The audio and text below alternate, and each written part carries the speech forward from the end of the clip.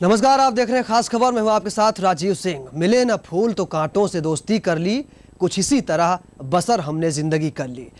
जिन बच्चों के हाथों में कॉपी कलम होनी चाहिए थी, वो कोमल हाथ कॉटन के खेतों में कमर तोड़ मेहनत की जद्दोजहद कर रहे हैं। हम बात कर रहे हैं प्रदेश के आदिवासी बाहुल्य डूंगरपुर जिले की, जहां गरीबी और भुखमरी के चलते लोग अपने जिगर के टुकड़ों को मजदूरी के लिए गुजरात भेजने पर मजबूर हैं। महानरेगा जैसी महायोजना भी बच्चों के पलायन को नहीं रोक पाई। उधर बच्चों के भविष्य को सुधारने के लिए डूंगरपुर प्रशासन ने कमर कस ली है। जागरूकता फैलाने के मकसद से जिले में एक टास्क फोर्स बनाई गई है। नन्हे हाथ कलम के साथ जैसे अभियान भी चलाए जा रहे हैं, लेकिन जमीनी हकीकत यही है कि इलाके के बच्चों का बचपन कॉटन के खेतों में खोता जा रहा है।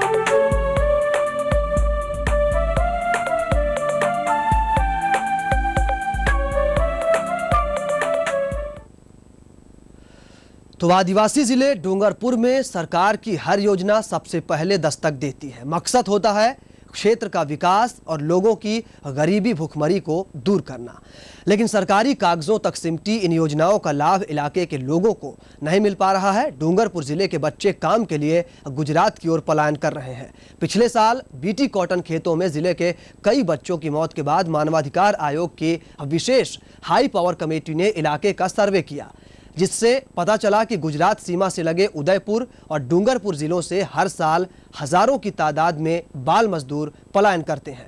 इस दौरान कीटनाशकों और सरीसृपों की चपेट में आने से कई बच्चों की मौत हो जाती है।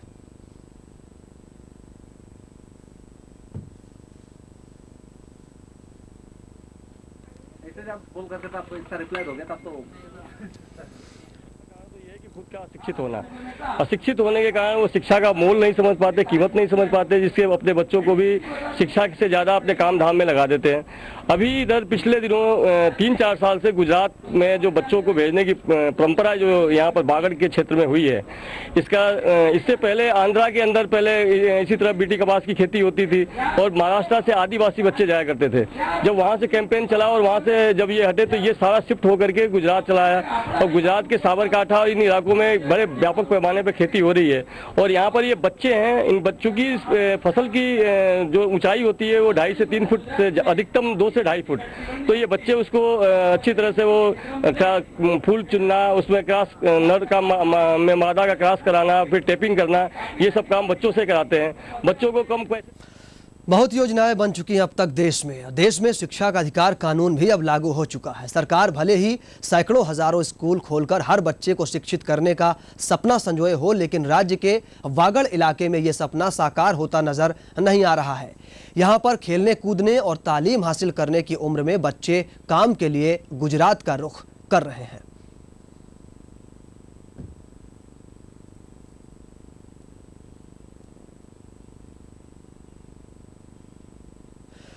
आप अपनी टीवी स्क्रीन पर जो तस्वीरें इस वक्त देख रहे हैं, उसी तस्वीरों के जरिए हम ये बताने की कोशिश कर रहे हैं कि जो बच्चे इस कॉटन खेती में लगे हुए हैं वो किस तरह से अपने बचपन को खपा रहे हैं इन खेतों में। वो गुजरात के बीटी कॉटन खेतों की ये तस्वीरें हैं। इन खेतों में 10 से 16 साल के बच्चे काम कर रहे हैं। जिन कलियों के हाथों में कॉपी किताब और कलम होनी चाहिए, वो बच्चे रोज सुबह 5 बजे से लेकर शाम 7 बजे तक जी तोड़ मेहनत करने पर मजबूर हैं। दिन भर की कड़ी मेहनत के बदले इन बच्चों को मिलता है 40 से 50 रुपए। सबसे दर्दनाक पहलू तो ये है कि कई बार कीटनाशक सने हाथों के जरिए इन्हें कई बीमारियां भी हो जाती हैं।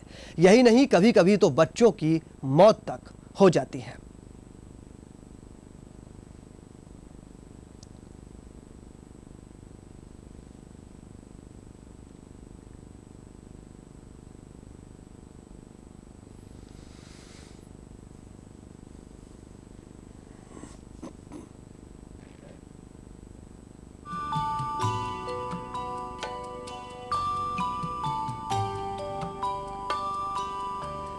तो गुजरात के बीटी कॉटन खेतों में काम कर चुके बाल श्रमिकों से जब ईटीवी की टीम ने बात की तो खुलासा हुआ कि इतनी कम उम्र में मजदूरी के लिए मजबूर होने के पीछे पारिवारिक हालात भी कम जिम्मेदार नहीं हैं इन बच्चों के।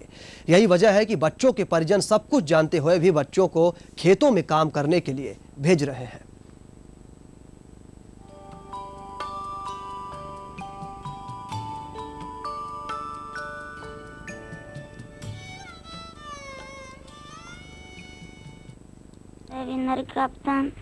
Narkapin pasal sekolah datang pasalin datang narkesin pasalin rutla kata pasal dua ke pasal tu pasal sahaja ke hari cuti tadi 60 रुपया रियाज इमर के हमारे को कौन पेट बिल आला pasal हमें जस के बाहर मम्मी कहाँ गई वहाँ?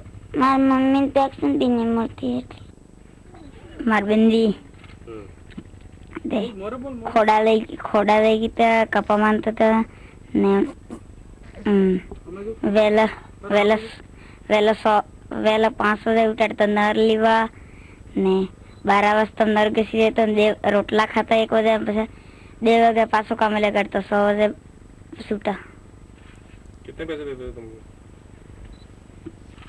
ने खबर है पैसा कट लालता है मतलब पैसे 60 रुपये सब થઈ ગયો મનના રખુટે એને બાપો શાંત થઈ ગયા મનના શાંત થઈ ગયા એટલે કોણ આવે અમન એટલે એક સોરો હે મોટો ગાડા જ થઈ ગયો ગાડા હરકો જાકે ફરતો રહે એટલે કોણ આવે એમ કરીને કામે મોકલો કોણે લઈ સીધા આ તો પોરુષ ગયો હે આ પોરુષ ગઈ એવી પોરુષ ગઈ ભણવા જતો તો કોણ આવે મને એમ કરીને હું કરીને ભણાવું હું। तो ये है इन बच्चों के मजदूरी के पीछे की कड़वी सच्चाई, उनके परिवार की हालत, बेबस हालत। लेकिन सवाल ये है कि जो उलझ कर रह गई है फाइलों के जाल में, गांव तक वो रोशनी आएगी कितने साल में। महानरेगा जैसी महायोजना भी डूंगरपुर से आदिवासी बच्चों के पलायन को नहीं रोक पाई। ऐसे में जिले में महानरेगा योजना की सफलता के दावे खोखले साबित हो रहे हैं। गरीब जनता के विकास के लिए प्रदेश में सबसे पहले ये योजना डूंगरपुर में शुरू हुई थी, लेकिन क्षेत्र के लोगों को इसका कोई फायदा मिलता नहीं दिख रहा है। रोजगार की तलाश में आदिवासी बच्चों का पलायन योजना की कामयाबी के दावों की पोल खोल रहा है।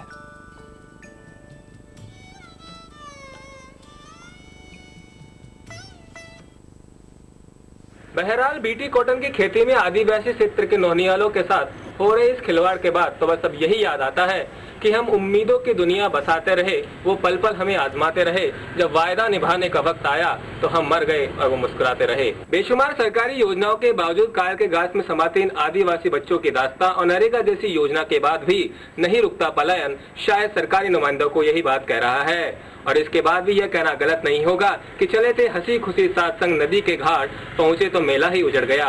और अगर अब सरकार द्वारा शीघ्र ही इस समस्या पर ध्यान नहीं दिया गया तो मेला उजड़ने वाली बात से भी इनकार नहीं किया जा सकता। Akhilesh Sharma, ETV news, Dungarpur.